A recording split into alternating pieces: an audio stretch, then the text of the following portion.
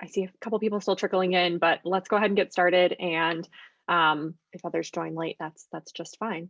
Well, hi everybody. Thank you so much for joining us for today's conversation, Control and Erasure, Public Institutions, American Indians, and Social Justice. We are really excited for the conversation today and are really glad that you all have joined us.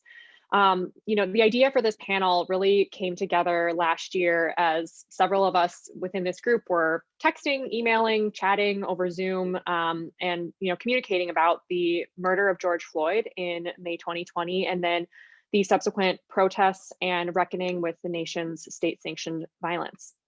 And as we were talking about these issues as friends, we found ourselves increasingly frustrated with the absence of American Indian history from the conversation of state violence and racism. And we also, were exchanging experiences and ideas in terms of how our own institutions were or were not addressing these topics.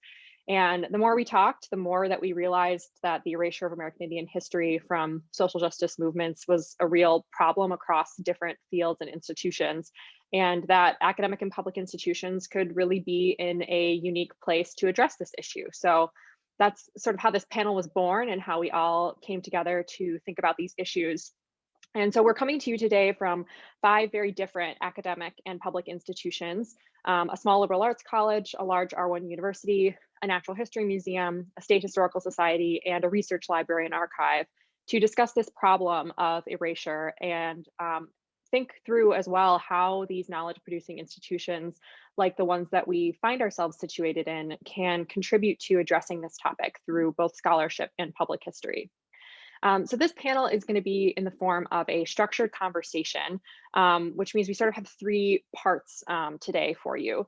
We're going to start by asking each of the panelists to respond to the overall problem of American Indian erasure as we've discussed, and give them each a few minutes to weigh in individually on that overall problem. After that, I have a couple more specific questions to ask each of our panelists. And at that point, I'm also going to invite those of you in the audience to weigh in on those questions.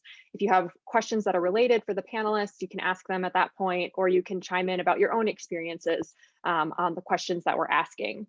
And then in the final part of the panel, we're going to move to an open Q&A where you can ask the panelists other questions that you have that may not have come up in our conversation yet, and we can have more of a discussion. So with that, I want to start by asking each of our panelists to introduce themselves briefly. And Katie, I'm going to ask you to get us started. Thanks, Rose. Hi, everybody. Thank you so much for joining us. Bonjour, my name is Katie Phillips. I am a history professor at Macalester College in St. Paul, Minnesota, which is located on Dakota homelands. And I am a citizen of the Red Cliff Band of Lake Superior, Ojibwe. If you're not familiar with that, we are about as far north in Wisconsin as you can get, because then you run into a giant lake. And I'm really happy to be here. I'm so excited for this conversation. And I think Amber is next on our list. Thank you, Katie. Mitakiapi, Amber Anasi Machiapi, Chantewash Denape Chiusapi. Hello, friends. Hello, relatives. My name's Amber Annis. I greet you all with a good heart today and a warm handshake. I am a citizen of the Cheyenne River Sioux tribe in South Dakota. I'm in Ikoju, Lakota. I'm also English, and I currently am the program and outreach manager in Native American initiatives at the Minnesota Historical Society, located in St. Paul, Minnesota. And next. Sorry, I think Casey's next. Good afternoon. My name is Casey Healer.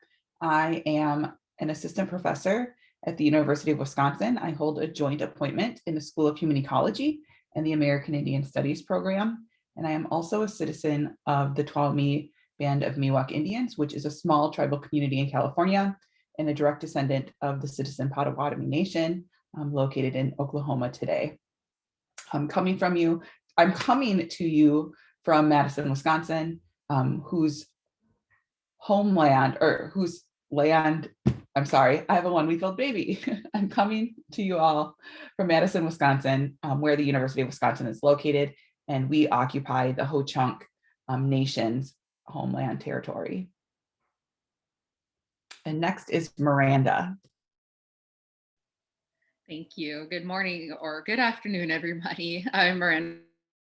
I am an enrolled member of the Yerington Paiute tribe as well as Chicana. My tribe is located in Nevada, and I am a postdoctoral researcher / co-curator at the Field Museum of Natural History, and which is on the homelands of the Three Fires Confederacy, Potawatomi, Ojibwe, and Odawa, and the Sac and Fox, Miami, Inoka, Ho-Chunk, Peoria. A lot of different nations called this land home and still do. So it's great to be here, and I'll give it back to Rose. Thanks, everyone. And I am Rose Miron. I'm the chair for today's panel. I am the director of the Darcy McNichol Center for American Indian and Indigenous Studies at the Newberry Library in Chicago. I'm non-native. I'm originally from northeastern Wisconsin, and I'm coming to you from Chicago, which, as Miranda stated, is the homeland, intersects with the homelands of many different tribal nations, including the Potawatomi, Ojibwe, Odawa, Peoria, Kaskaskia, Miamia, Wea, Sakiwiki, Meskwaki, Kickapoo, Ho-Chunk, Menominee, and Mascoutin. We are very glad to be here with all of you. And again, thank you for joining us. So again, I'm going to start us out with a general sort of question and ask each of our panelists to respond. I'm going to stop sharing my screen now so we can all see each other. So as we've discussed, American Indian history is rarely recognized as essential to understanding the history of state-sanctioned racism and police violence in the United States. And so I would like to ask all of you, in what ways have you seen this happen broadly, but especially in academic and public institutions, and why is that erasure problematic? And I think Katie is going to start us off. So as someone who teaches Native history, I think this erasure is, it's incredibly problematic, because how are you supposed to get people to care about something that they don't know anything about? And, you know, to be at a small liberal arts college in the Midwest, to be at one in Minnesota, you know, these are things that we struggle with every day in our classrooms, in our broader, you know, questions and issues that arise on campus, and something that even our broader community has to reckon with. I mean, McAllister sits about as, I guess I want to say, squarely in St. Paul as you can find a spot to fit a college campus.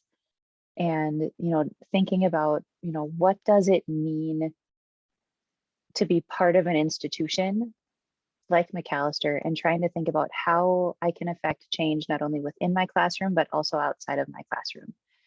And so fighting that erasure and even getting to a spot where people can think about this and how it affects not only, you know, our very small Native community at McAllister, but our broader campus, and thinking about the Twin Cities and things like that.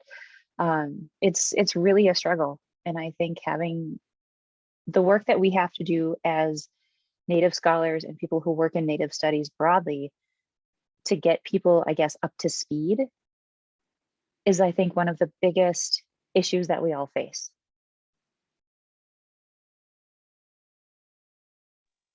Thanks, Katie. Amber, do you want to speak a little bit to this question? Yeah, absolutely. You know, that idea of seeing erasure, seeing invisibility of Native people has come for all of us who are Native probably our whole lives, right? In public school, in any of the work that we have, the books we've read, the movies we've seen, we've grown up that way, understanding that we are not represented in these dominant spaces. So it's a really, erasure is a really sort of normal thing for us, but it's not normal because we ourselves are not erased, you know, like, so we have grown up our whole lives understanding that, hey, I'm not seen in this visible space. So as a Native person, that's something that I'm always going to have to do, you know, as I've grown up, gone through college. But then the more that I got into college and like grad school, and I've got grad school buddies in the panel with me, you start to realize and ask the same questions of, why do I not see my histories in these larger conversations about really serious issues such as state-sanctioned violence or mass incarceration, or conversations about you know, housing issues? Where do Natives fit into that? When you move in beyond that and for myself, right, moving into a public institution at the Minnesota Historical Society, we ground all of our work in that sort of very strong statement that we've all heard a lot, which is this is Indian land. That means something, and it means something in how myself as a Native person operates, you know, in a predominantly white institution, but how I operate particularly in Minnesota, and particularly in South Dakota, which is Dakota homeland. And beyond that, we have a long history in Minnesota of displacement. We have a long history of incarceration of Native people. We have a responsibility because of that to ensure that the work that we do as public historians, the work that we do as Native people, the work that I do as a Lakota public historian and scholar, we make sure very strongly to remove that invisibility, you know, and that it's a struggle, you know, I mean, because it's so common to not include us. Thanks, Amber. Miranda, do you want to go next? Sure, yes. When I think of public institutions, I mostly think of museums, not just because I work in one, but because it's my master's degree is in public history. So I examine like how have we as people looked and been influenced by monuments, by statues, by landmarks, by historical sites. And what I've come to discover while being at the Field Museum is these places, and I think we all know this on some level though, were built on the settler colonial ideals of genocide and erasure and our inevitable vanishing, quote unquote, right? So you have white settlers saying this is why we have to collect everything from these communities, not just from Native communities, but indigenous people from all over the world, save them and then interpret them for later generations, and with the thought that, well, they won't be here, so we have to do it. But then not even realizing what they had in their collections or how to do that themselves. So these anthropologists, these curators, these historians of that time put out stories and inappropriate and misrepresented stories about our pieces, our sacred items, our people. And in that you have different visitors throughout different generations, especially if you're like the Field Museum, it's been up the same way for 70 years. Recently coming in and learning about, oh, well, they're not really here anymore. They're not here. Like not really getting an understanding that Native people are everywhere and probably right next to you in some cases. And in my head during the protesting, especially since there was so much going on in Chicago at the time, was thinking about, well, how does this institution that's literally built for settler colonial ideas that promotes white supremacy in different ways, and then also houses numerous human remains from across different continents, including Native America. How does that say, you know, these groups of people's lives, and we understand that we have been problematic in the past, but if you don't teach people how you've been problematic in the past, then how do you expect them to learn as an institution? I think museums have gone from a very place of, from education to like a more Disneyfied kind of thing, like where people just want to be entertained, but they're still very trustworthy, right? People go there to learn. And when they're learning about us, they're not learning the facts because the museum has an agenda, just like any institution, of we don't want to admit this, we don't want to admit genocide happened, we don't want to put these things out there because it makes us look bad and those aren't our fault. But when you continue to promote those ideas internally, and then also though, not doing anything to rectify the problem that you probably started as an institution, then we're never going to grow as a society to make so you understand like why there are bodies at the Field Museum, why they are the places where a lot of stereotypes and our narratives of who we are started, and grapple with that history and actually own it and say it, and then you won't be able to move on to understanding how we got to this idea today and why we are still here and always will be here is so important to us. Thanks, Miranda. Casey? Yes, thank you. I've been thinking about this topic, Rose, as you mentioned, you know, collectively over the summer. We, as a group, kind of began this conversation about the murder of George Floyd, what that means in a place like Minneapolis, and the proximity to the history of American Indian activism, specifically AIM, but this larger like public disconnect between the histories of racialized police and state-sanctioned violence and what was happening on the ground in May. So now I'm thinking about this, you know, as we enter into 2021, both in the context of my own work and research and as my capacity as a member of the University of Wisconsin community. Particularly, I'm thinking about the University of Wisconsin's response to police violence and racial violence on and around campus in Madison and across the nation. So much of this conversation about police and state-sanctioned violence, and rightly so, has focused on current and ongoing anti-Black police violence, but with very little historical context or discussion of the linkages between the creation of the US nation state and racial violence that specifically came out of Indigenous dispossession and the linkage between that and slavery. So for institutions, including universities, particularly public universities that are charged with educating these masses of people, masses of students and youth, where we have thriving African American studies or Black studies programs and American Indian studies programs, to pretty much, for the universities to pretty much exclusively focus on the contemporary without reaching out to Black and Brown scholars to release statements, to create various diversity and inclusion initiatives, et cetera. This can be re-traumatizing in many ways and reveals who continues to hold the power at the institutional level. So in many ways, it is certainly more work and more commitment for institutions, particularly at large institutions, to do that self-reflective work of how they have benefited from racialized violence and dispossession, and how state and police sanctioned violence has been tolerated over time, and how do we dismantle it today. So I think the High Country News article on land grab universities that most of us are familiar with, I'm assuming all of us on this panel, but many of the audience members as well, that was certainly one mechanism for opening this door to the longer history. But whose attention did it grab, I wonder, right? So I'm assuming primarily scholars of Native American studies and not necessarily those in leadership positions. Though a handful of universities and other institutions across the US are working really hard to reflect on and build on the land grab piece about dispossession, and then to place that in the larger context of what's going on today with state and police sanctioned violence. So I'm really thinking and grappling with this larger historical context, right, as are my fellow panelists today.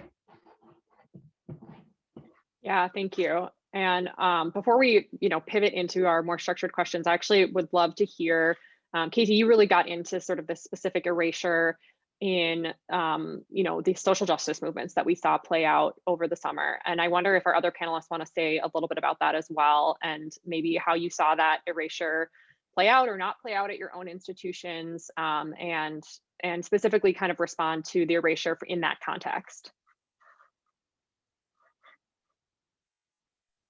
I can go if that's. Yeah, go ahead, Amber. All right.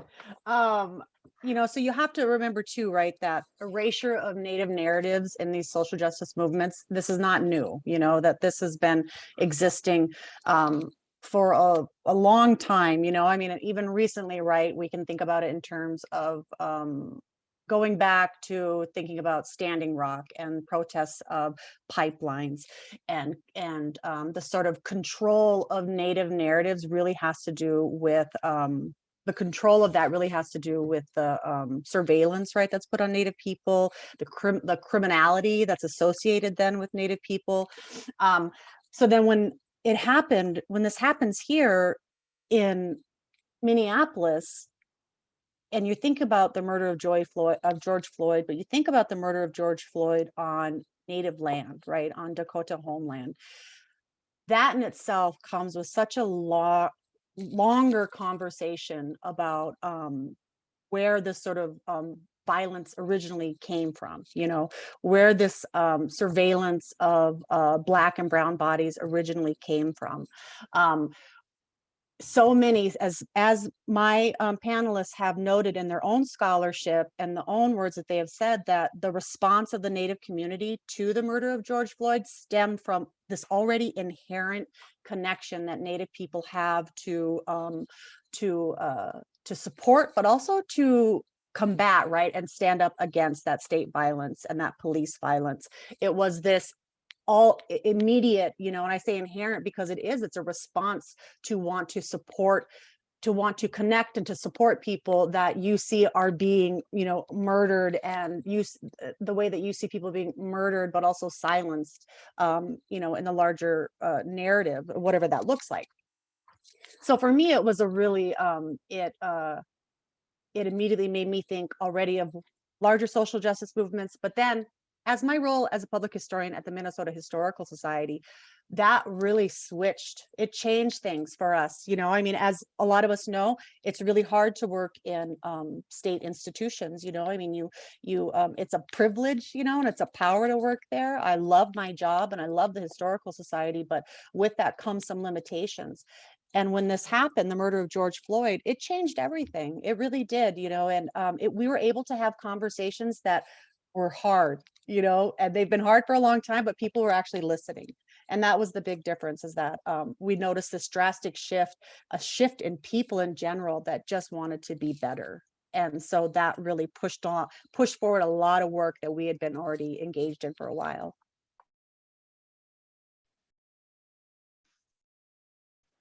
So I want to say it was one of the first few days of the protests after George Floyd was murdered. There were a lot of photographs on Facebook, social media, it was like a flood. And there was one photographer who took a bunch of photographs of, Native protesters and things like that. And in all honesty, the reason I ended up writing a piece for the Washington Post Made by History section about it was because my then 3-year-old woke up early one morning and would not go back to sleep. And I just laid in bed and I was so mad, thinking about everything that had happened and thinking about the pictures of the protesters. And then I, started to think about it in the historical context. And as Amber saying, of course there were Native people at these protests. Why wouldn't there be Native people at these protests? And I ended up writing a piece, a shout out to Casey for telling me to submit it to the Made by History section of the Washington Post. But that history is so deeply ingrained, and especially when you start thinking about what it means for, Black people in Minneapolis, right, with the 1967 race riots, and then for Native people with the 1968 formation of the American Indian movement. And both of these are in response to police brutality, not just random occasional instances, but sustained police brutality. And to think about what it means then, in 2020, and the American Indian Cultural Corridor in Minneapolis became kind of a gathering place, right? That neighborhood is not that far from Chicago and 38th. There were jingle dress dancers who went to Chicago and 38th.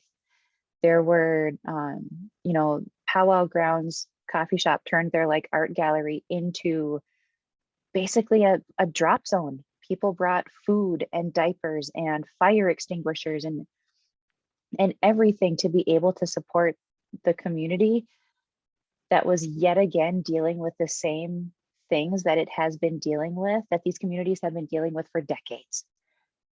And so, thinking about Amber's point about just this sustained history and, thinking about what it means for my institution, this was, everybody had already gone home because it was at the end of the term and things like that.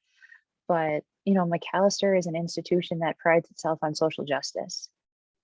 And, we have a new president now who actually got a lot of criticism for her decision to, reimburse students who might be arrested or fined for peacefully protesting.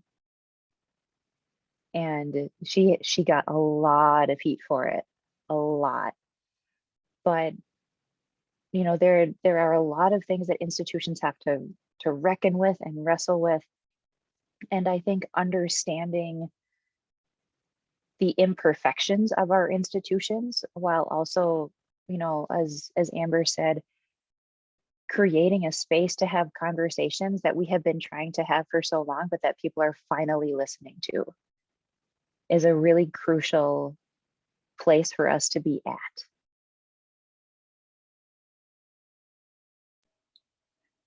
When I think about the response of the Field Museum and the city of Chicago at that time, thinking about the violence that is in the city, as we all know, in the city of Chicago itself, it begins with the destruction of the land itself, with the removal and the genocide and the forced removal of people from this land, and then the enslavement of people being brought here as slavery. And it begins with the, you know, for me, I look at the Field Museum as a whole. It's like they didn't just take over native land, they dug into it. They made sure that the water, that Lake Michigan around it, they created different ways for it to move and to meander, so they could create more space for a building that houses numerous cultural items from around the world. And that in itself is colonial violence that we don't really talk about as much.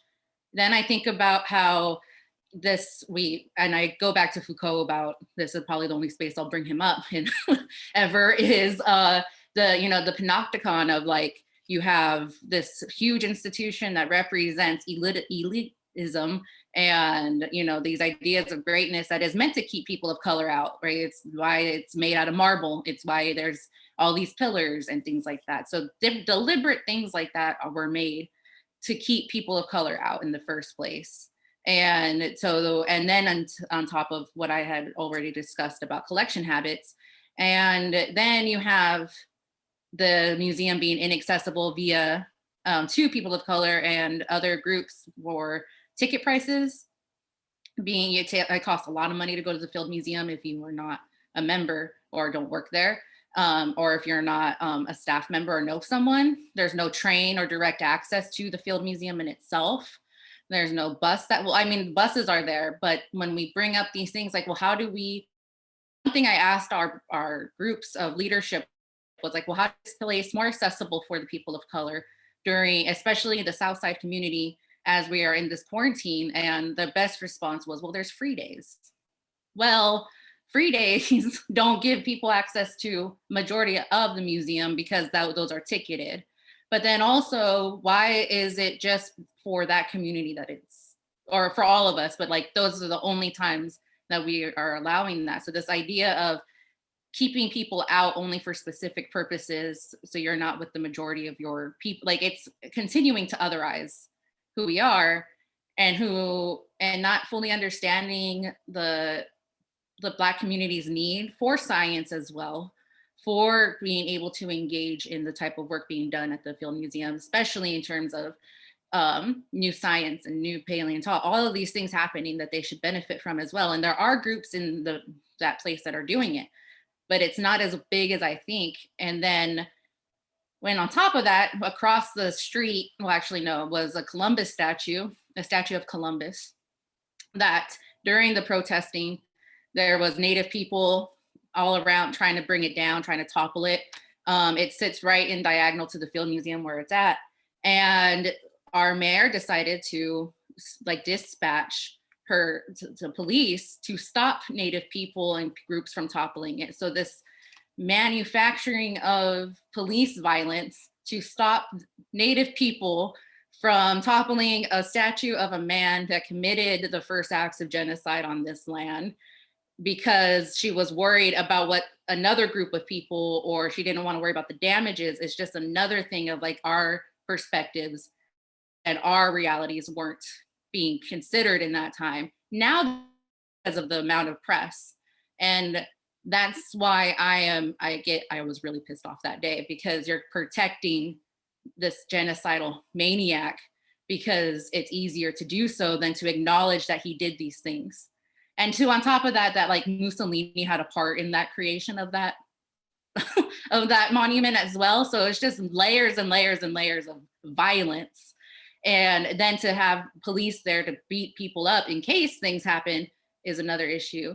And then to project, the Field Museum did put out a statement. I tried to tell them you should have solutions in your statement. Like, this is how we're going to fix things here. That didn't work. But then to be like, but we did manage to get Black Lives Matter projected on the side of it.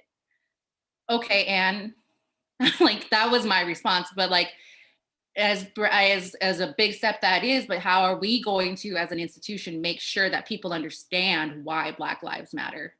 And that is my responsibility as well, is to not only help Native people in these spaces, but to try to make sure that the next groups of people who do have to come into these spaces aren't further harmed, and to make sure that I do what I can to open the doors for others. Thanks, Miranda. So we're going to open it up a little bit now. I have a couple of questions for our panelists that I'm going to pose, but I do want to invite folks who are in the audience, if you'd like to use the Q&A feature to chime in, you're more than welcome to do so. If you have questions that are related to the questions that I'm going to be asking, feel free to put them in the Q&A. And I'll try to weave them into our conversation to the best of my ability. Like I said at the beginning, we are going to have a period for more general Q&A at the end. So if you have questions for the panelists that aren't related to what we're talking about, I just ask that you hold them until the end. And if I see questions like that, I might skip them until we get to a later point in the conversation. So Miranda, this first question actually kind of picks up off of what you were just saying about the responsibility of public and academic institutions in these contexts. And, I think in the wake of these social justice movements, I think a lot of people don't necessarily immediately see the connection, right? They're like, well, why would a museum or a university or a library have to respond to what's going on? And I think we all think that they certainly do have a responsibility to do so. And so I wonder if we can talk about that a little bit, and ask you each to sort of to help us think through why it's so critical for knowledge producing institutions to combat, to first of all, to talk about these social justice issues, but also to combat the erasure of American Indians specifically in those conversations, and what responsibility our institutions have to do that.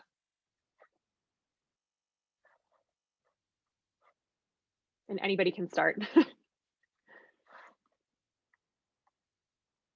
Okay. Oh, Amber, did Yeah, you? go. Okay. Well, I think that what I try in my work is it differs from, I think, the rest of the panel in the sense, because I'm not tied to, I'm more radical in some ways because I can get away with a little bit more, and in the sense of thinking like, well, these places were really built, you have to think overall history of institution, no matter what it is, whether it's a university, whether it's a museum, a historical society. Why was that thing built in the first place? But before you even get to that point, you should think about, well, who were the groups of people who called this land home for centuries before this place even got here? And that goes into also thinking about land acknowledgements. Before you even do a land acknowledgement, you should be really thinking about, how have I benefited from the displacement of Native people in terms of my house, in terms of where I work, and all of these things need to happen. And that is important, because then you understand why you probably don't see representation of Native people, of enslavement, of things like that in these spaces. So there's not a clear line, but there's a structure of like erasure that happens, because that was always the intent when they moved us onto reservations, or when they moved us into prisons or camps, which is also, a lot of people don't realize, Native people were prisoners of war at different points in our history, where for radicalizing and protecting our rights were deemed prisoners of war up until pretty in the 1918 or something like that, I believe. And so it's not that this isn't it's all separated. It's like, no, these places were built from our displacement, and then have been actively going forward and producing narratives about about who we are. So creating stereotypes about the warrior, about over-sexualizing Native women, about our romanticization of like being able to talk to raccoons and hummingbirds. And all of these things happen in these spaces because a majority of white people at the time who were studying us took those maybe some that they really grappled with or they really found appealing, and then applied it and said, okay, here's Native culture, when in reality it's like a piece of a bigger picture that no one gets to see. And so these places are, to me, the most integral places that this type of work needs to happen, because otherwise you're going to have another generation of 40-year-old suburban wives, for the most part, coming in and saying, well, look at how they were, not how are, and then not understanding how we were prisoners of war, or how the problems with many treaties, or why we say genocide happened, or why there's the warrior trope is so bad and horrible, and our incarceration rates and the murders of our indigenous women, and then you further won't get the understanding of why there is alcohol problems and drug problems on our reservations. All of these things are connected to the spaces in which you're learning from. And because it started there with these teachers and anthropologists and curators from back in the day of the 1800s, assumptions for us, and then preventing us from being able to move into the space to correct those wrongs. But we have been moving into those spaces, and activism looks differently for everybody. And for me, it's being able to say these things in a much more devil may care some way than others might be able to. But that's because I hold a lot of privilege. I don't have a family. I have a family that would welcome me home. I'm not too worried about my life right now in terms of, and I'm also very fair passing. I'm not gonna encounter violence in different ways that others will. And so it's my responsibility to make space for those who do not have my privileges. And so activism is more than just protesting. It's being able to get into a space and demand that the table is being accessible to everybody else.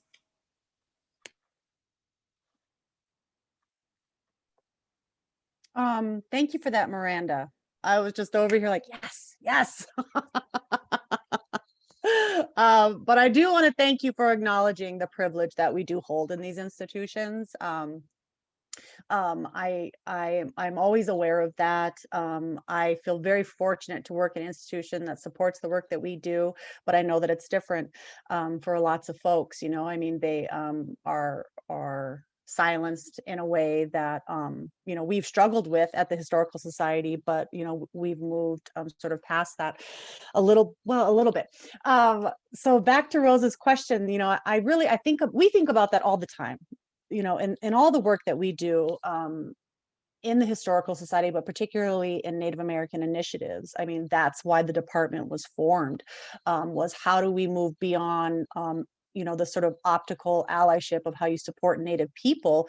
What does it mean? So Miranda's talking about land acknowledgements. That's a huge thing right now. And as we all know, what we urge now more than ever is to think beyond land acknowledgement. What does that mean to, you have your land acknowledgement, but how do you think beyond that? So the work that we do at the Historical Society is really about what you're asking us, Rose. Like, why is it essential that we are not only doing the acknowledgements, but that we are doing the work that's important? Why is it essential that we're acknowledging its native land?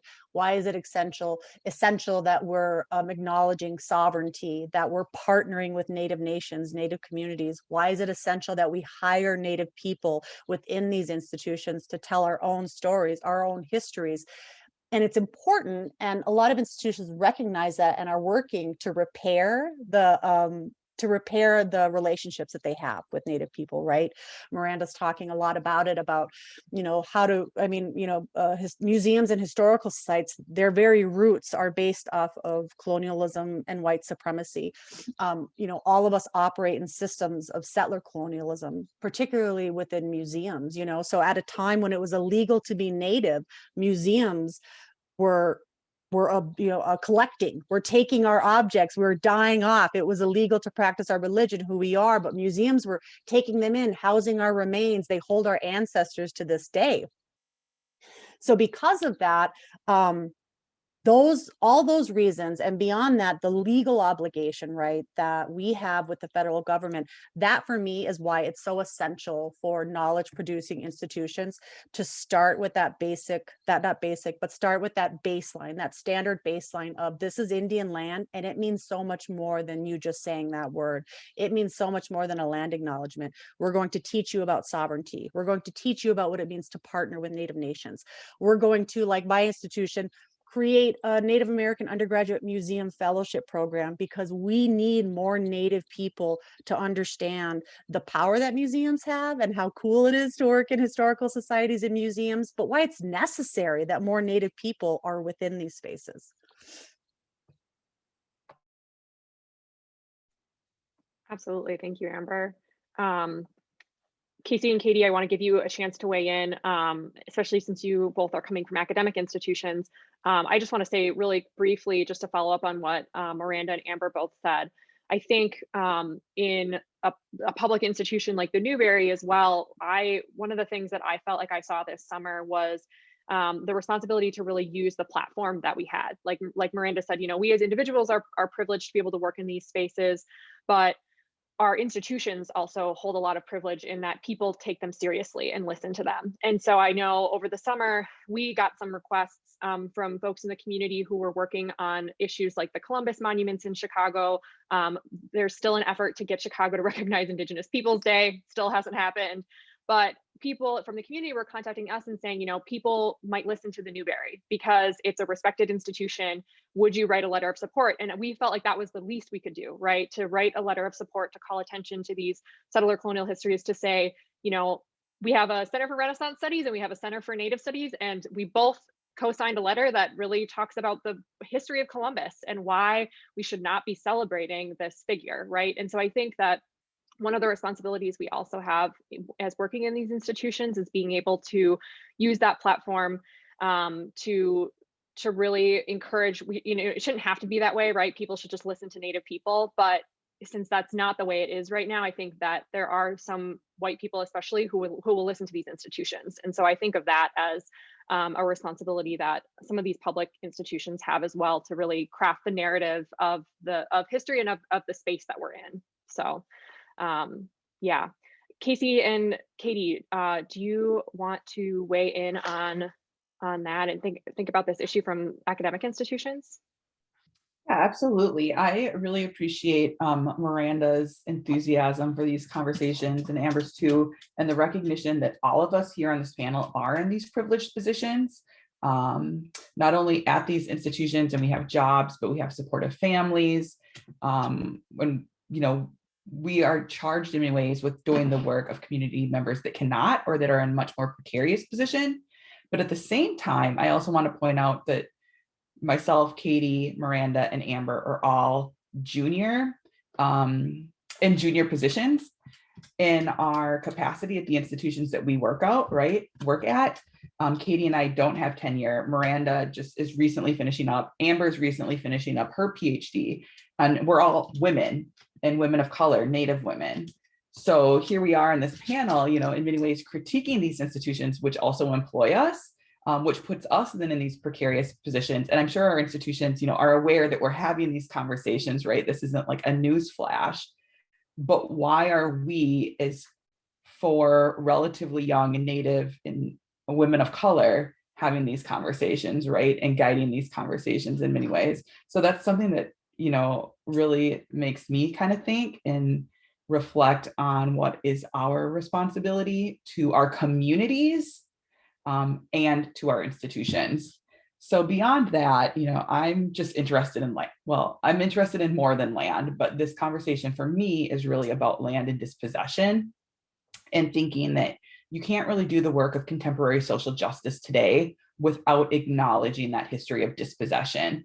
So we oftentimes are seeing an increasing amount of collaboration across different racialized groups. So Black Lives Matter, American Indian activism, Asian American activism in recent days, especially due to the murders that occurred in Georgia. So these are all intertwined because of these histories of colonial and state-sanctioned violence. So this is significant for me because dispossession isn't something that happened once, right? 200 years ago by an act or a treaty or the removal process. Dispossession is something that continues to occur every single day under settler colonialism. And I think that's a history that is completely ignored and erased. And we're often told as Native people to just get over it, right? We were given these reservations. We have casinos today, and that we should somehow just move forward from the dispossession that occurred 200 years ago, when that's simply not the case. Dispossession, again, is something that occurs every single day. And this is further compounded by not only lack of access to land and the physical and violent displacement from the land that our community members, family members, and ancestors endured, but this is also 100% connected to today's gentrification that we see going on in places like Chicago, Minneapolis, St. Paul, where we're from. And also the economic oppression of Black and brown peoples today. So lack of access to housing, lack of access to loans, lack of access to the Field Museum that they simply cannot afford to attend, or Macalester College or the University of Wisconsin, right? So that's one issue for me, is for the institutions that we all work at and those beyond our institutions as well, is to recognize the historic and ongoing dispossession and those economic ramifications as well. A second way I see thinking about this history of state-sanctioned and colonial violence being a responsibility of the universities to address and acknowledge is because, at least here at the University of Wisconsin, at a public school, we are charged with educating the public. So I see a real disconnect between who has access to the university and who actually attends the university and who graduates the university. So something that I know myself and my colleagues in American Indian Studies are continuously talking about is how do we support our Native students? So we exist in this huge bubble of the University of Wisconsin system. We're at UW-Madison, huge within itself. What's something that we as a program, not even a department, what is something we as a program, that's primarily young, non-tenured faculty members, what can we do to support our Native students? And how do we ensure the university is accessible to them? So here I also think about who is responsible for teaching these histories, these complicated histories, and connecting it to what's going on to today, because this isn't something that just, again, happened in the past. So at the University of Wisconsin, we have something called the Ethnic Studies Requirement. In order for all students at UW to graduate, they need to fulfill a 3-credit Ethnic Studies requirement class. And these are designated at the university level. And the grand total of all the credits that students take here, which I think at the very bare minimum is 120 credits, they just need 3 to fulfill this ethnic studies requirement. And that largely falls on the shoulders of Black, Brown, and Indigenous faculty members, and specifically those in ethnic studies programs. So many departments at the university, at the institutional level, don't have a sense of responsibility or obligation to teach these sorts of classes. So there's a lot of students, particularly in STEM fields, who miss out on these conversations. As somebody who teaches multiple ethnic studies requirement classes, both at the introductory level, I teach a lot of freshmen, but I also teach more advanced classes of juniors and seniors. I constantly have students coming in who are like, we didn't learn this in high school, or how is it that I graduate from UW next semester and I haven't had a class where I've been able to talk about the murder of George Floyd, police violence, right? So there's this kind of like gap and what students should be being taught, and they just simply aren't. Another way I see the universities, I see the universities in a way trying to address this issue of violence as it continues to occur across our society.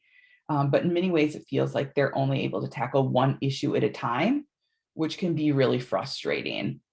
To whereas I would say our panel, all of us as panelists kind of see this as a necessary overhaul, rather than, oh, well, we got rid of the Christopher Columbus statue, now we celebrate Indigenous Peoples Day. But this collectively needs to happen much more rapidly and in a much more entwined or engaged nature, rather than something like, oh, I can check off this box or check off this box and check off that box, like sit back and relax. It's something that needs to be done in a much more cohesive, engaged, and rapid manner.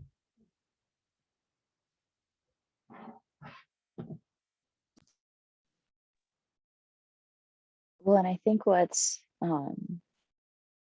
there are a couple of things that keep standing out to me. One is, you know, thinking about what Miranda is saying about what it means to be an activist, right? You know, my activism comes through my words, it comes through what I write. And a lot of times that doesn't feel like enough. And, you know, I am privileged in so many ways. You know, I have a tenure track job, but at the same time, I weigh that against the fact that I do not have tenure, right? And my institution is where I get the health insurance for not only myself, but for my husband and my children, right? And, you know, thinking about what that means to be someone in our position, right? You know, again, as Casey said, that we are all young, we are all women, we are all, you know, Native, but, you know, thinking about, and I'm also really interested in what Casey's talking about in terms of violence. And I think we also have to kind of extend what we mean when we talk about like state sanctioned violence. We're talking about more than the Dakota War.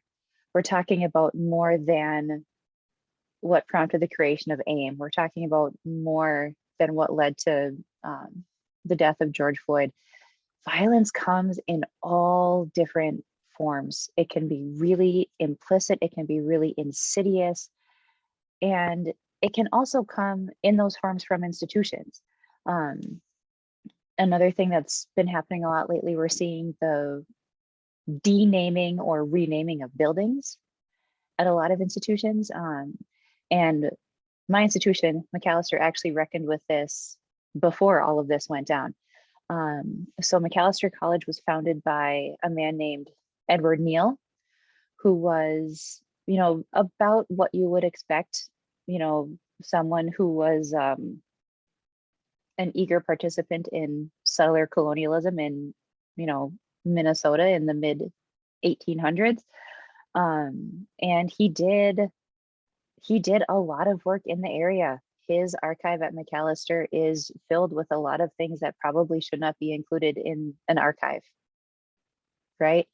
And so in 2013, the Macalester Board of Trustees and Macalester writ large made the decision to rename what was then called the Humanities Building after Edward Neal. And the reason they wanted to rename the Humanities Building was because none of the humanities departments were in the Humanities Building.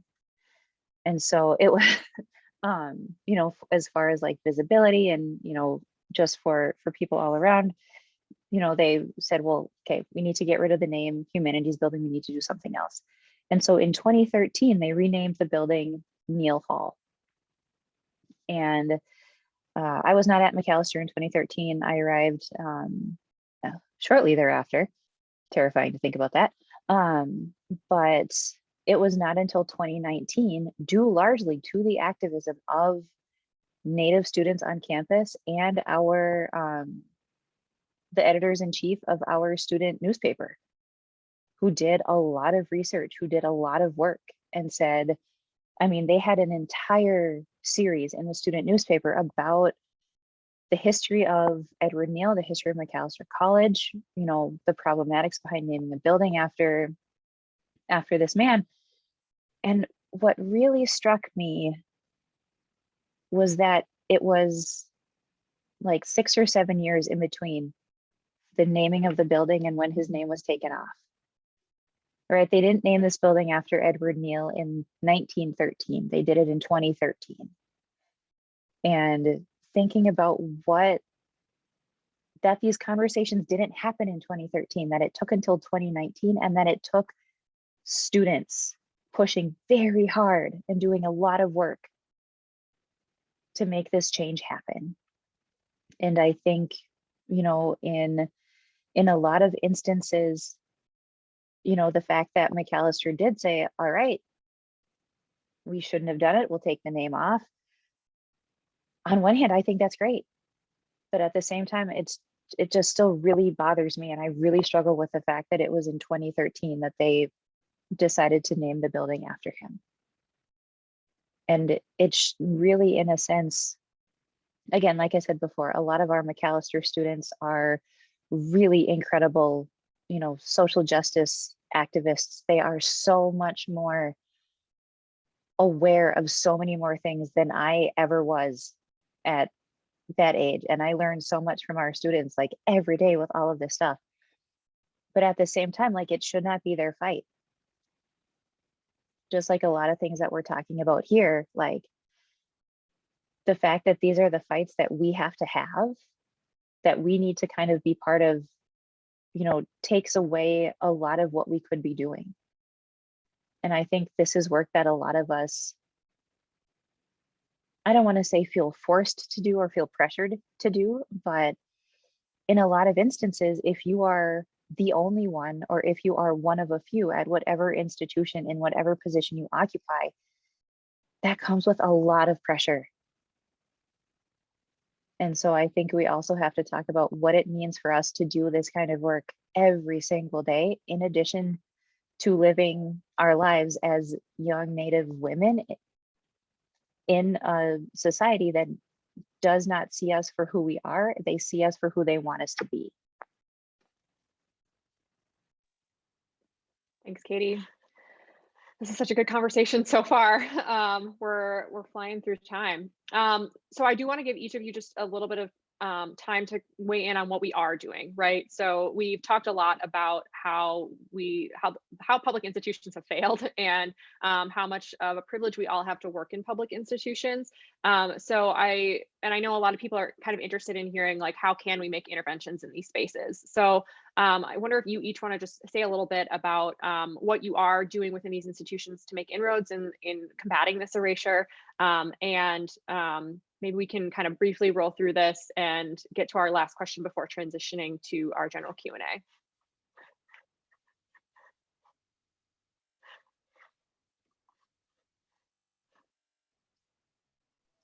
Whoever wants to start can go ahead.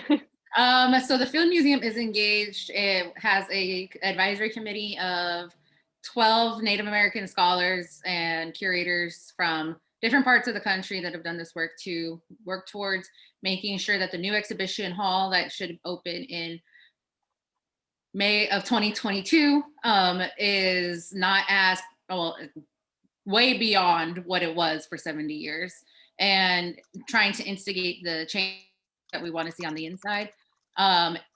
And there's also been recently a fully curated show by a Native woman, the largest curated show by a Native woman, Nina Sanders, called Upsalaga Women and Warriors, this past year, that I also helped co-curate.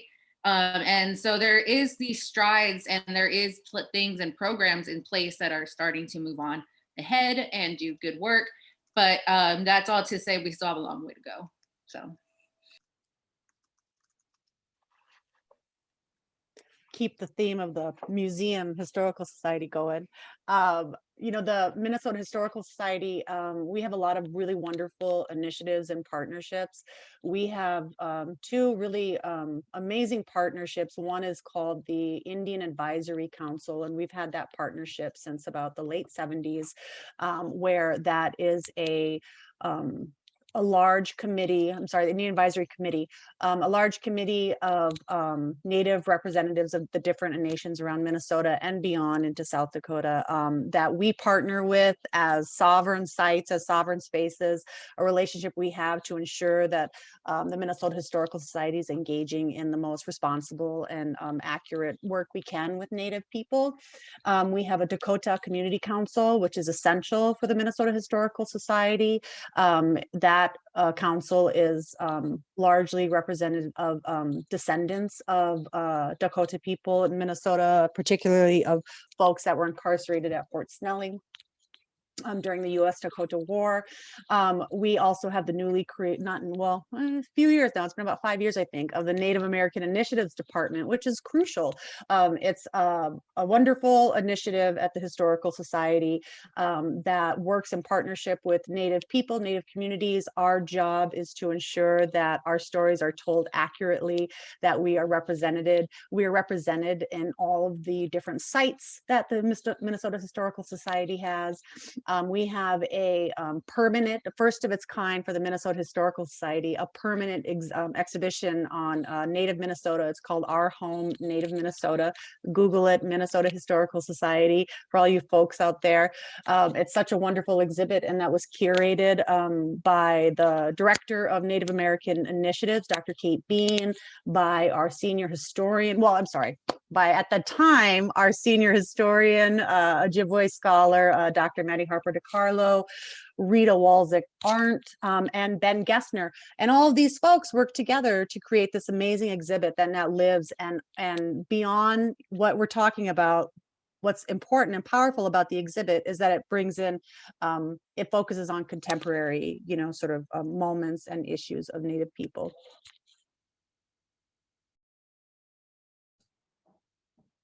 I see the University of Wisconsin doing some really good work.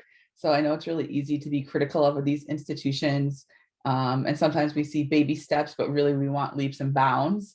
But here at University of Wisconsin, I'm very proud of the work that I've seen unfold in my time here, which is over the last 3 years, particularly around the hiring of Native scholars across disciplines. So in my 2.5 years here, myself, I've been hired within my own department. There have been 3 hires of people who are American Indian or Indigenous, as well as Native hires in geography, history, and engineering. So I think that's really great when you see institutions hiring more than one Native person. I think that shows a lot of commitment to moving forward and making really great change. At the University of Wisconsin, we also have something called the Our Shared Future Initiative, which has been unfolding over the last few years with members of the Ho-Chunk community. And one of the first major initiatives was the unveiling of a plaque here on Bascom Hill, which is kind of this major site on campus that's really recognizable. And thousands of students pass by, walk up this hill every day as a heritage marker site that really acknowledges not only the dispossession that occurred where the university is located, but the genocide that occurred here as well. So that's pretty significant. And there have been funds associated with this heritage marker for different departments and programs on campus to work on incorporating lessons and teachings on the heritage marker and why that's important. So that's really exciting as well. And to see it kind of unfold and transform over the last few years has been great. And something that I've been working on is an independent group that's really focused on this land grab universities piece.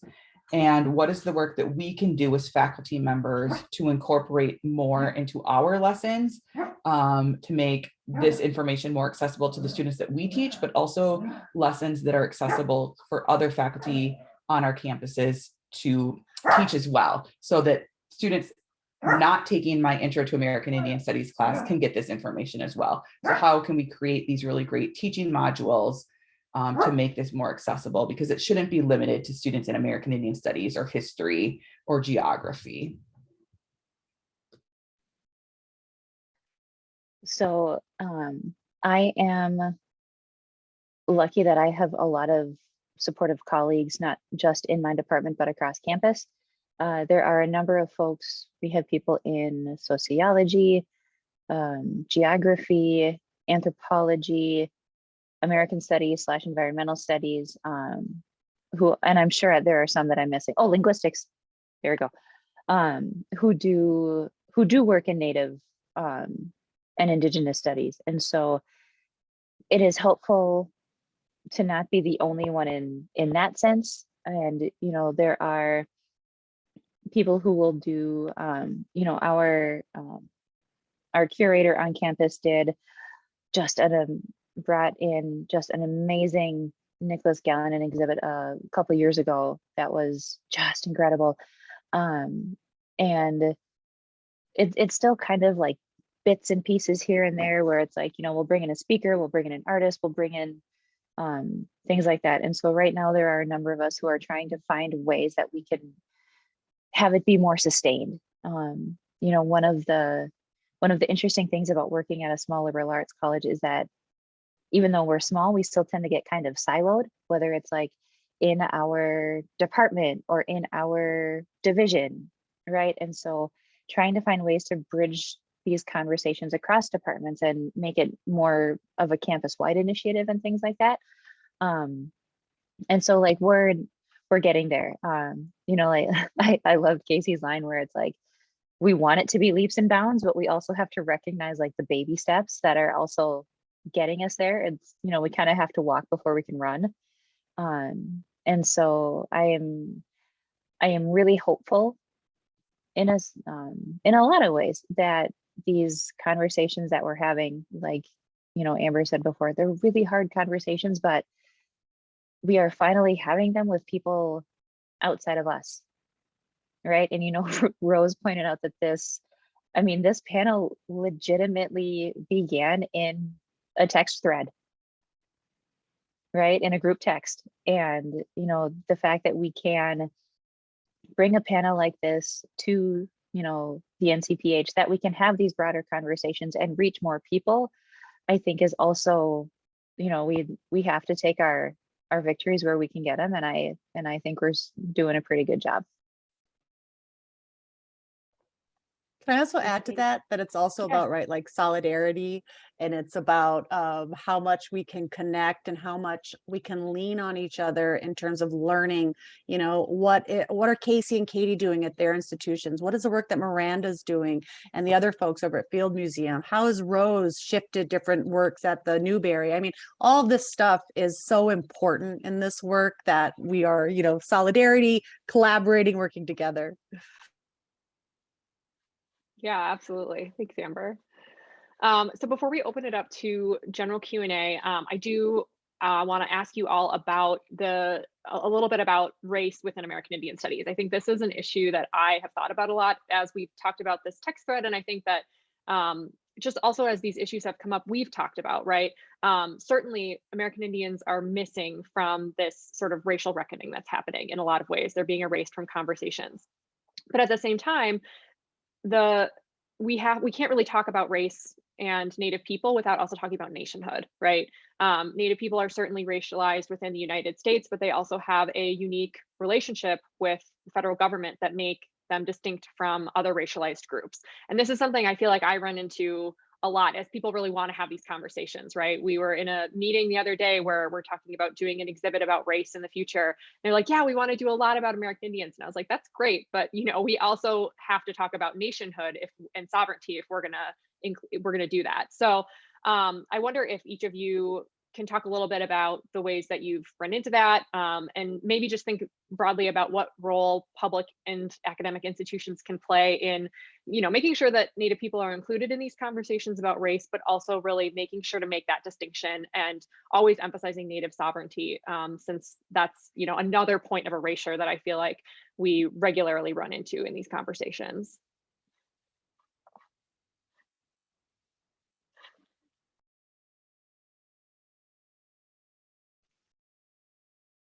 I think one place where we run into this issue is, at a lot of these institutions, I said this earlier, but it's like, we are often the only or one of a few.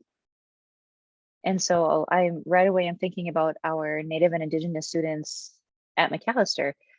We do not have a very large Native and Indigenous student population at Macalester. It is not anywhere close to what, Augsburg has, and Augsburg isn't that far away from us.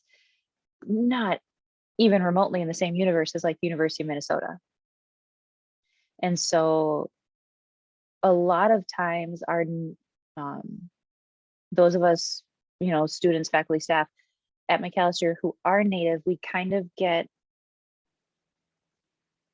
I don't want to say lumped in, right? But it's like, if there's going to be a conversation about diversity, we have, people of color and Native people like all wrapped up in one. And I think that kind of condensing and collapsing of that, you know, it's a double-edged sword, right? Because it's like, we need that community support, right? Like, we can't do all of this on our own, but at the same time, when that kind of collapses, then you lose that focus on nationhood. You lose that focus on sovereignty, and that, you know, what it means to be Indigenous, what it means to be Native. I mean, obviously our experiences, even on this panel, right? Like, we have similar experiences. Our experiences are not identical, right? Like, I'm not trying to overgeneralize, but when you kind of, when it functions in that way, it's another form of erasure,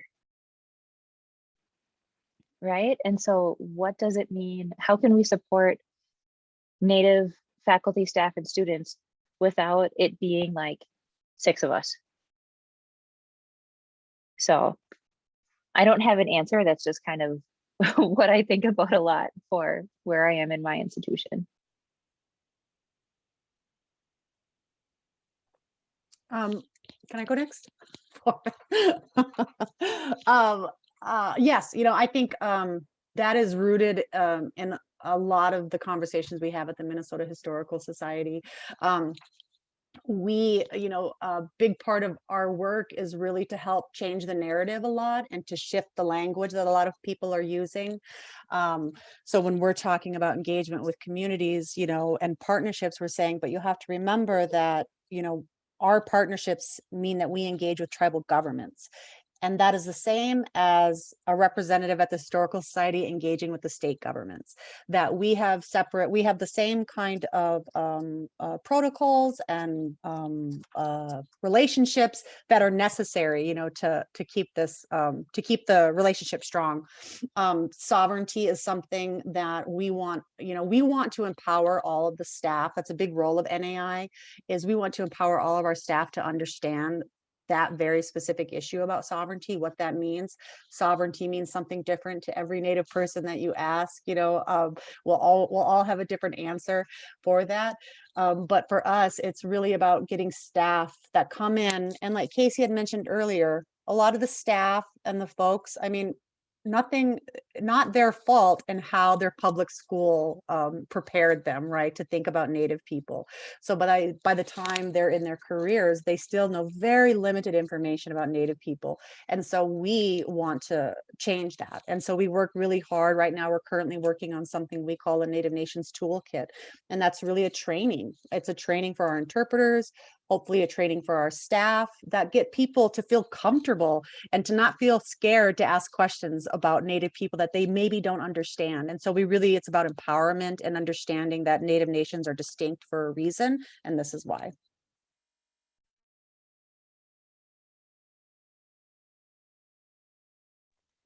Casey or Miranda, do either of you want to weigh in on that? I feel like I want to weigh in on this, but I feel like it's not necessarily related to the university. As somebody who teaches Intro to American Indian Studies, I feel like we do spend quite a bit of time on thinking about sovereignty, because for so many students, it's a brand new concept. And I really encourage the students to spend some time with it, right? Like, I like to joke and be like, hopefully at the end of the semester, you'll actually be able to spell sovereignty, maybe not understand it. But for them to think about what it means for a tribe to be autonomous, right, is like a really big thing for them to grasp, and what that means and what that looks like. So this year in particular, one way that I've really embraced teaching about sovereignty and American Indians as distinct from all other racial or ethnic groups is through COVID and the testing and the vaccine that we see, the vaccine rollout that we see going on all around us. I know several of us on this panel have been able to get vaccinated by tribal communities. And we see the successes of tribal nations in their vaccine rollout, which is really powerful. So I've kind of embraced that this semester, which I think has been a cool window to look through for a lot of the students, and why tribes are able to administer vaccines in what seems like a much more rapid rollout than a lot of the states or local governments. Another way that I've thought about tribal nations and race is recently I did some work with the Science Museum of Minnesota, who have just unveiled kind of their race exhibit that traveled across the nation. So like race 2.0, I'll call it.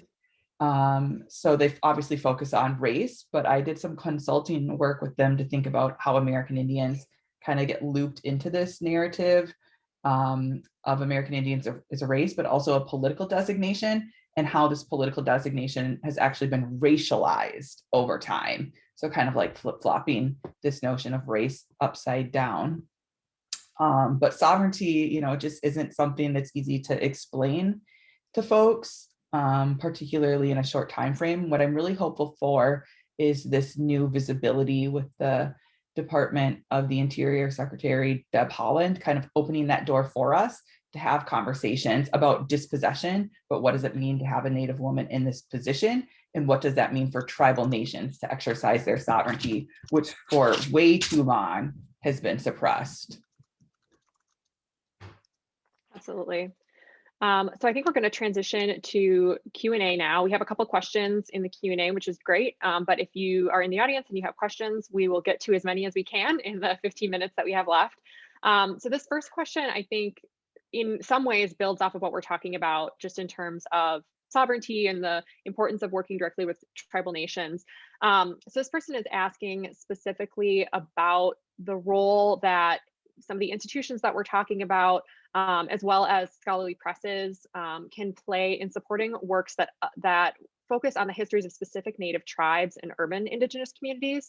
They write that one observation of mine is that there's a big push for broad synthetic histories of entire regions. I think we've all probably seen that. These works are of course valuable, but more focused tribal histories seem to get treated as less rigorous or less ambitious, I'd say both in academia and in public history, even though they have enormous potential to really highlight local communities and teach about the specific histories of land and the Native people who are connected to those places. So how can public scholars push for more focused works that do that kind of good? And I think we can answer this both within scholarship and within public history realms.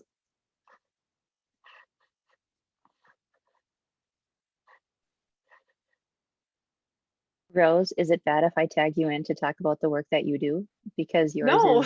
is so perfectly aligned with this question that I think you need to talk about your work. Sure. Yeah, I mean, I could start.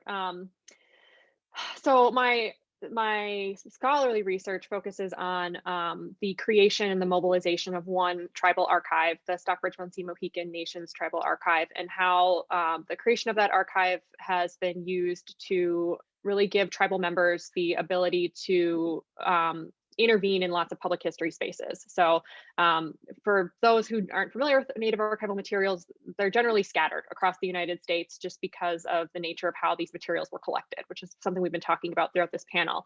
And so the creation of tribal archives that are local and that are relevant to Native people are immediately useful in everything from land battles, where you need to be able to show geographic maps of historic places, to repatriation, where you need to be able to show cultural affiliation, to creating museum exhibits where you're really relying on research and documentation to put together a narrative, right?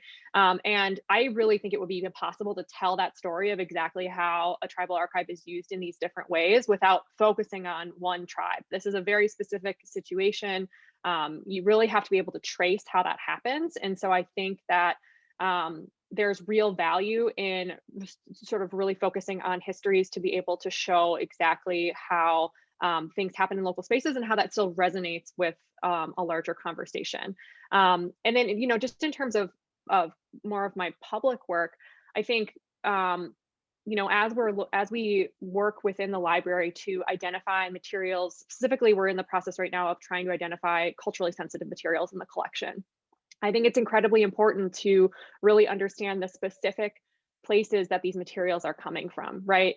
There's a lot of materials that are hard to sort of pinpoint to one community, but I think it's really important that we try, because there's really specific knowledge about these items that we, as a primarily non-Native institution with limited Native staff, typically cannot identify on our own. So it's really critical for us to work directly with the individual tribal nations who know more about these materials than we do, to make sure that we can assign the proper protocols to them, to make sure that they're repatriated if that's what the tribal nation wants, to make sure that they're if they are going to be staying in the library, that they're not open to public view if they shouldn't be.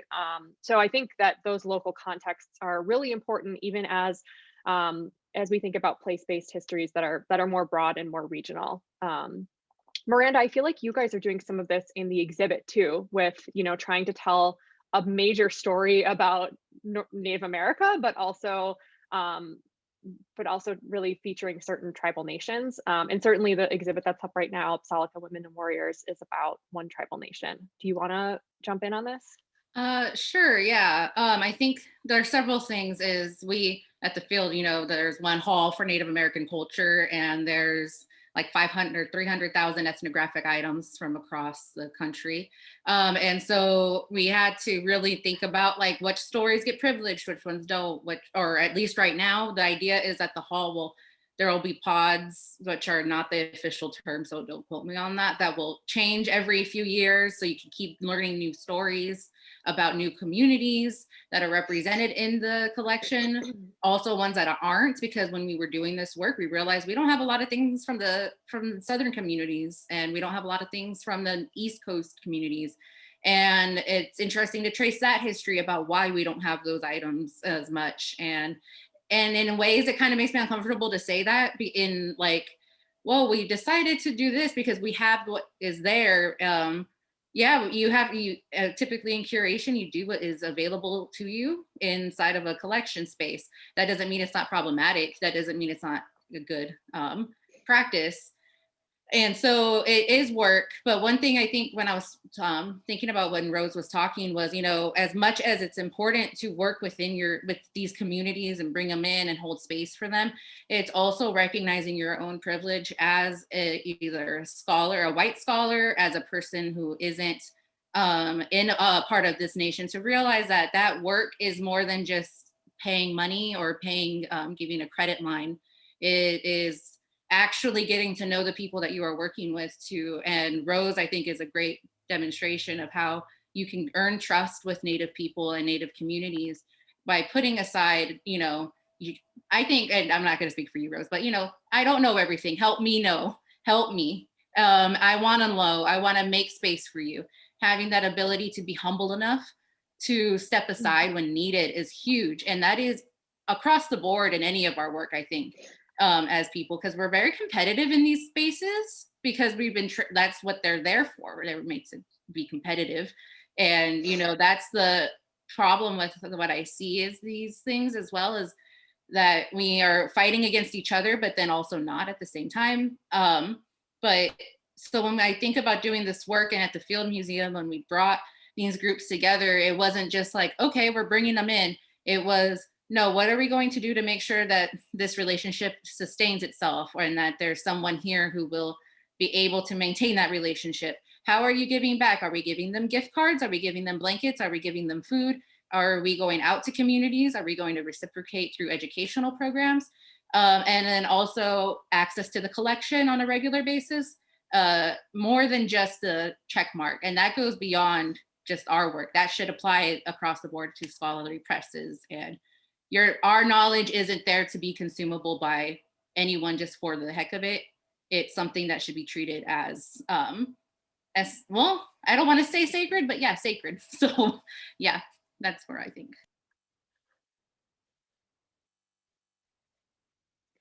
We have another question that sort of dovetails with what you were just saying, Miranda. So if it's okay with you, Amber and Casey, I think I'll maybe ask that and then have you guys jump in and kind of answer both of those. So Miranda, you were, just kind of talking about the importance of building reciprocal relationships, and especially how the importance of that, especially when you have non-native colleagues. And one person asks the question that I know you all get a lot, but I think it's an important one to discuss, which is what are some of the ways that non-native colleagues can be effective allies and help and do the work. But I think the second part of this question is really important too, and that's what are some of the ways that well-meaning potential allies are counterproductive. And so I wonder if we can weigh in on that as well, since we are running out of time. I love that question. I think that people need to have actionable items. They need sort of advice, and I think that's a great question. For us at the Historical Society, it really is, it's about, like, I think about this toolkit that we're creating, and we're working with a lot of our non-native partners at the History Center. But it really, that's the approach of that was really, look, I know that this labor falls on you as a Native person, and I'm not going to be about that.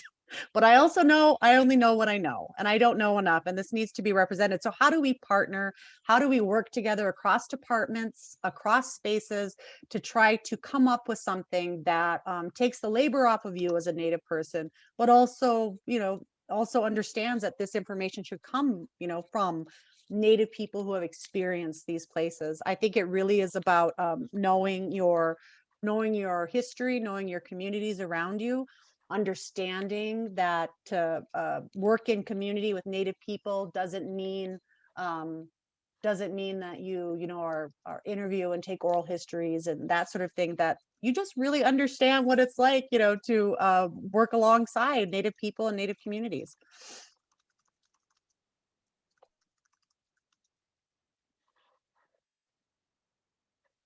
Anybody else want to jump in on that? Oh, go ahead, Miranda. No, I guess for me, and I haven't been harmed. I have been traumatized by my experience at the Field Museum by mostly white women. And I say that freely with them knowing this and having the knowledge that they have tried to get me fired, that it is about understanding that my worldview, at least for me, isn't your worldview. And I identify with that collection in a different way than you do as a white person or as a white anthropologist.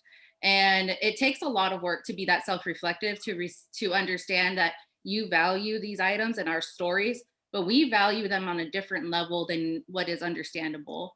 And you have to be willing to put aside that privilege and that understanding to want to learn from us. And that is done in the greatest of ways, because I promise you, like, if you're good and you have good intentions and good hearts and you have a good mind frame, you'll learn everything you want to know from us. But you don't at this point have to be able to look beyond and say, putting aside privilege. That's what I say.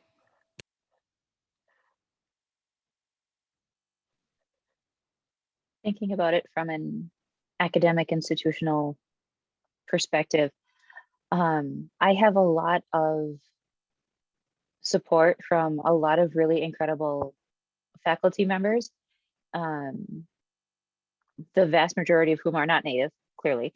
But what I truly love about it is that they recognize their privilege, because they are all white, they are all tenured, if not full professors, and they understand how to use the leverage that they have. I'm working with some colleagues. We have it, it's not like official by any means, we're still like drafting it, but like we'd love to have a concentration in global Indigenous studies. And so it's like they are bringing the knowledge, they're bringing the institutional knowledge they have, the knowledge that they have from serving on the committees that, say yes or no, or revise and resubmit. And so that's what they're bringing, right? They're not relying on me for that. They're saying, if we structure it this way, if we pull in this information and that, right? They're very strategic about it. And it's something I really appreciate, because I do not have that institutional knowledge. I have not been there long enough or served on enough committees. I know we're wrapping up really quick, but I would chime in and say just showing up, attending events, going to meetings, holding that space, and getting to know your colleagues who may be Native, Indigenous, peoples of colors, and just being there, like supportive in a way, even if you feel like you're off in the background.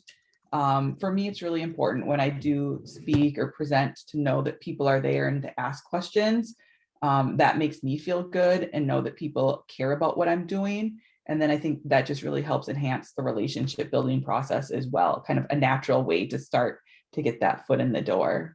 And something very tangible that you can do without feeling like you need to read 100 books, right? Thanks, Casey. Yeah, so lots of ways to engage. I think, what Casey said about just showing up is a great first step. And yeah, just, we're at time. So I want to thank all of you ladies for, having such inspiring things to say through our conversation today. It's so nice to be able to talk to you all in a formal setting, but, still as friends. Thank you all, everybody in the audience, for joining us. We really appreciate everybody who asked questions and who engaged, and we're just really glad to have you here in this space to have these conversations with us. And I'll just want to also say thank you to Madupe, who has been putting links in the chat. That was so helpful. So thank you for that. Thanks everybody, and I hope you have a great rest of your Friday and weekend.